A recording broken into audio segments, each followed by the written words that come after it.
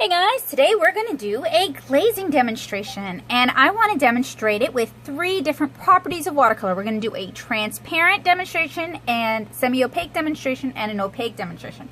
And we're going to start with opaque first. So I am grabbing some yellow ochre, and I want to do a mass tone square, and I'm going to do this demonstration on 2 types of paper. We're starting with Fluid's cellulose based paper, so this is Fluid Easy Block, and then we're going to use some cotton rag paper. We're going to be using Kilimanjaro. The first thing, of course, we need to do are our blocks. So we've got our, well, actually it's looking more like semi-opaque than opaque. So instead, I will go with Venetian red, which I know is a little more opaque. I wish I hadn't. Yeah, there we go. That's the opacity we want. In mass tone, Venetian red, which is an earth pigment, is almost as opaque as some gouaches. Now we need something that's transparent, so I'm going to go for Winsor & Newton New Gamboge.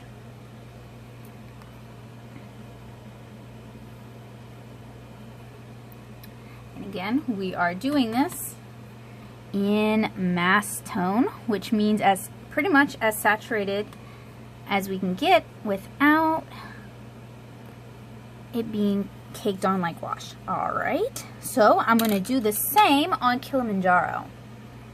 Here's our Kilimanjaro. It feels a little bit bad to use one of my favorite cotton rag watercolor papers for just a demonstration like this, but hopefully you guys can see just how beautiful some of these papers handle.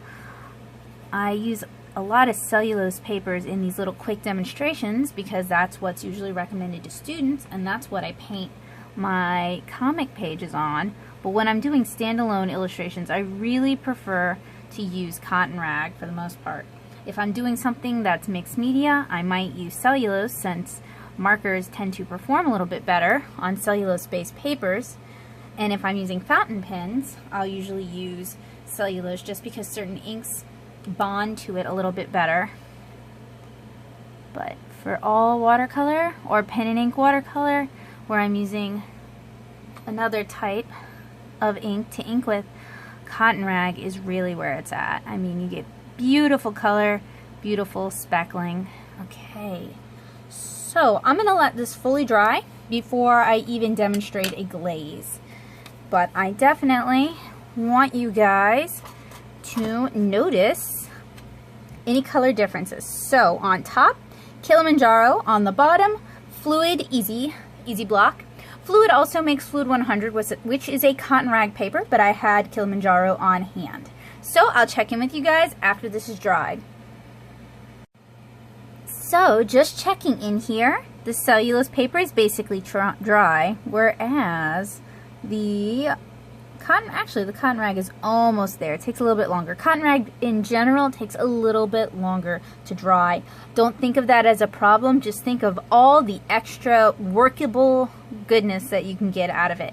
But hopefully you guys can notice, I don't know if my camera can pick it up, but colors are a little bit darker on the cotton rag than they are on the cellulose. Alright, so we're going to start with the Easy Block. And I have 3 brushes. I have a synthetic, I have a very soft squirrel, and then I have, I believe this is a sable blend. We're not actually, probably not going to use the sable blend for this because I want to demonstrate a couple different extremes. The first thing I want to demonstrate is with a very soft brush, glazing over semi-opaque, opaque, and transparent, using all 3 colors. And I may switch out for another color in the same family. So we're starting with the squirrel, and we're gonna glaze. And at least I'm trying to glaze. It's had plenty of time to activate. So then next I'm going to do, still with the squirrel, semi-opaque, just trying to glaze it gently on there. Then we're going to do the transparent. So And these colors did have a chance to dry, so any reactivation, oh, that's right, I need to pick something else semi-transparent. So now I need to pick something else that is semi-opaque for the yellow ochre so we can actually see. I'm gonna go with Mission Gold Opera Rose. Now I need to pick something opaque for going on top of this, and that makes it hard because that's one of the most opaque colors I have, I believe. Oh, okay, I guess I will go, no, that's a synthetic, so that's not going to be that bad. Okay, let's go with Undersea Green. Now, Undersea Green also sediments, so it's not going to be exact, but I wanted to use a different color so that we could actually see the difference. And then I need a transparent color, so let's go ahead and grab a synthetic, and I'm going to grab Urban Blue Violet.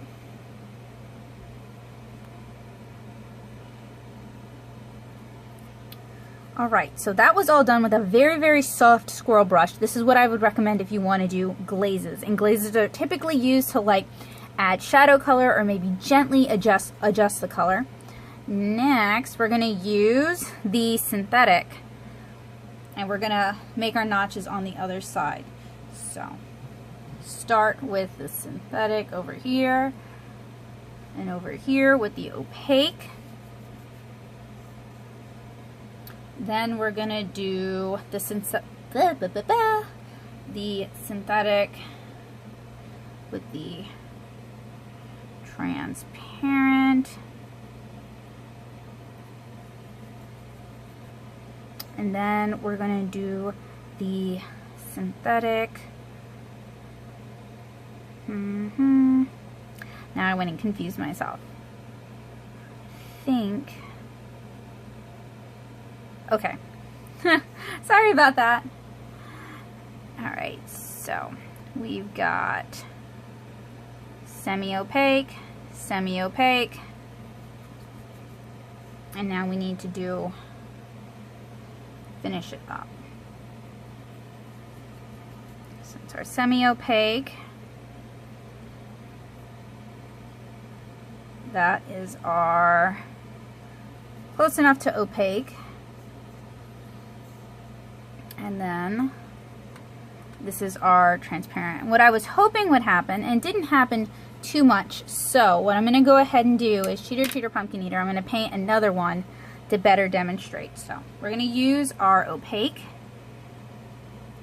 and we're going to paint kind of a long block, and that'll give us room to do kind of a wash.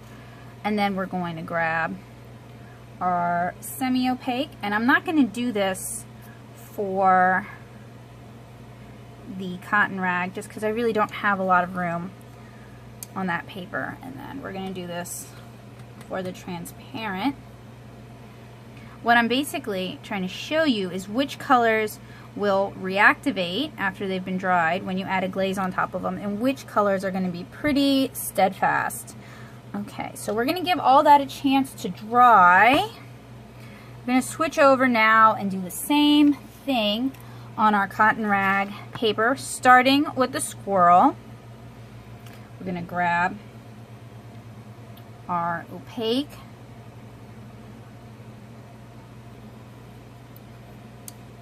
go ahead and grab my undersea green. Now we're going to grab our semi-opaque.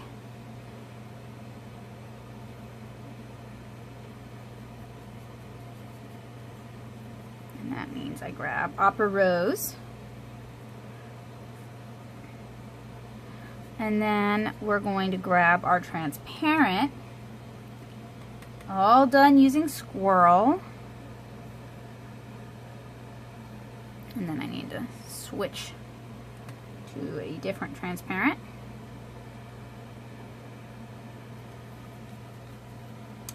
And then we're going to use our synthetic, which tends to have stiffer bristles, so it's more likely to disrupt your previous layer. So we've got our opaque.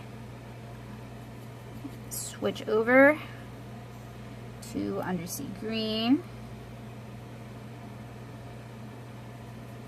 And the more you work some of these colors, the more they're likely to move on you. So you kind of want to get in and get out really quickly when you're doing glazes.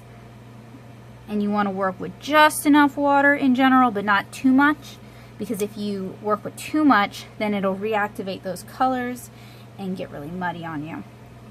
This sort of reworking, though, is less common on cotton rag papers. And then, let us see, what am I missing? Oh yes, I'm missing our transparent.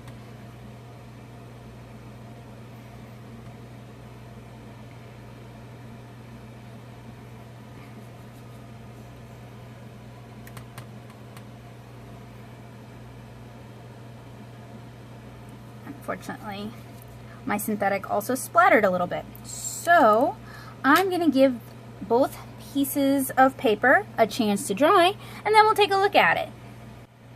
So the cotton rag is still drying. Like I told you guys, it sometimes takes a little longer to dry, but that's okay. I'm going to go ahead. The cellulose is mostly dry, not even that cool to the touch, and I'm going to demonstrate what I typically use glazes for. So I am going to grab some Winsor & Newton neutral tint, which is actually not my favorite neutral tint. My favorite would be Holbein's neutral tint, but I'm running low on that. A little bit of Payne's Gray, and maybe a little purple, but I'll leave it as is because it wants to splatter everywhere. And I'm using the very soft squirrel brush to try to get some of the excess water off of this. So I will use this color as like a shadow color, a generic shadow color. And I will just glaze it over. It's even a little darker than I would normally do, just to add some influence over the initial color. And you can see all three colors are kind of taking that differently. Add some more water, get a lighter version of the glaze. That's more what I will use glazing for, and I'll often do this kind of on the final stages of Cara, just to add some, you know, atmospheric lighting, help influence the lighting a little bit more. Now what's surprising for me is I really thought all three of these colors were just going to run all over the place, and you do get some mixing out, but they kind of held their ground, which is interesting to see. And that is one of the reasons why I like the Fluid Easy Block paper, because I do a lot of inexpensive convention watercolors, and I use Fluid Easy Block and Sakura Koi watercolors, most of which are opaque, and I've never had the problems that other people have had with it.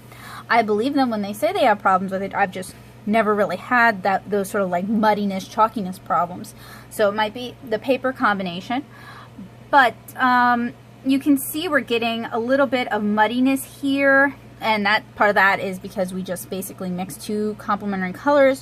What I think is really interesting is that it also basically kind of created a resist as well.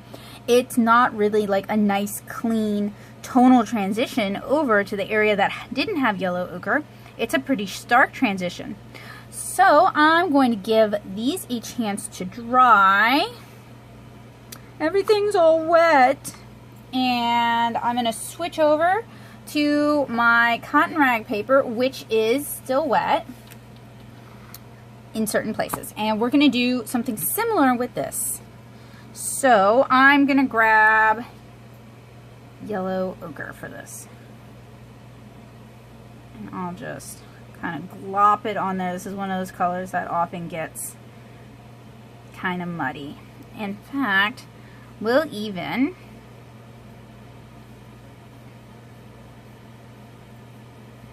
kind of gradient it out. It's really beautiful on this Kilimanjaro paper though. Alright, so I'm going to let that dry, and then we're going to try glazing it, I think, with undersea green. So this has had a chance to dry somewhat. It's not entirely dry. Some of it is really pulled on there. It's going to take a while. I wanted to show you guys some of the interesting effects we were able to get. A lot of blooming. Depending on when that happens, I either love it or hate it. Like on these, I'm like, oh, they look beautiful.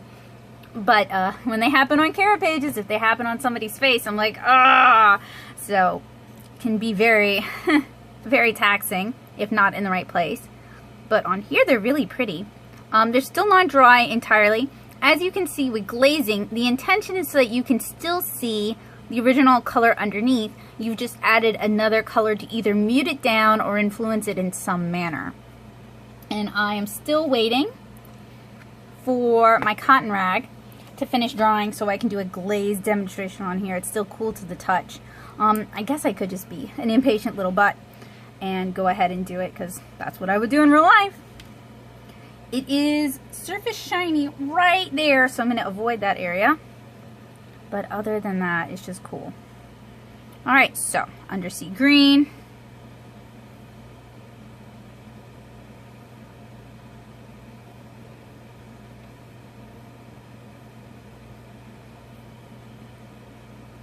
And what's interesting is, since we sort of washed out our gradient, there's a little bit of dry brush for you guys, which I really like. It's one of the properties I really like about cold pressed cotton rag papers. And I know I've mentioned it a lot, so I thought I would demonstrate it for you guys really quick. So since we sort of blended out the yellow ochre, we're able to get a really nice sort of transition out, so it's almost invisible. Okay, so of course we need to let that dry. And glazing is a huge part of my watercolor process. It's a big part of how I get some of the colors I get, how I get some of the detail I get, how I get some of the tones I get. I don't mix every single color. I let a lot of my colors mix on the page optically. And there's a difference between what you would get. I guess I can demonstrate that like in one of these corners. There's a difference between what you would get if you mix yellow ochre and undersea green together on a palette, and this color here. Now, where can I put this that you can compare so you get a nice kind of olive green, which I may end up using for other things, but with the glazing you can still tell it's yellow ochre underneath. It's just yellow ochre with another color influencing it, as opposed to a completely different color entirely. So I'm gonna let this dry.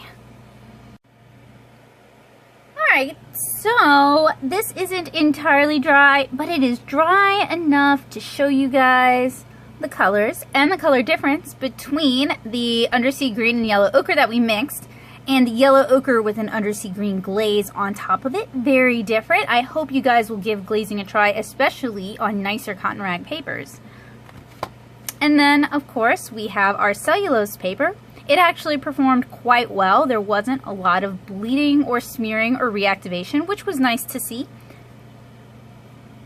So that is a glazing demonstration. I hope you guys found it useful, helpful, and informative, and I hope you guys will check out some of my other tutorials and demonstrations here on this channel. And if you're looking for something a little bit more in-depth, why not check out my blog, the Watercolor Basics series, at nattosoup.blogspot.com. And to see more of my work, check out my beautiful watercolor comic, 7-inch Kara, at 7inchkara.tumblr.com. So have a great day, guys, and I hope to see you guys again really soon. Bye!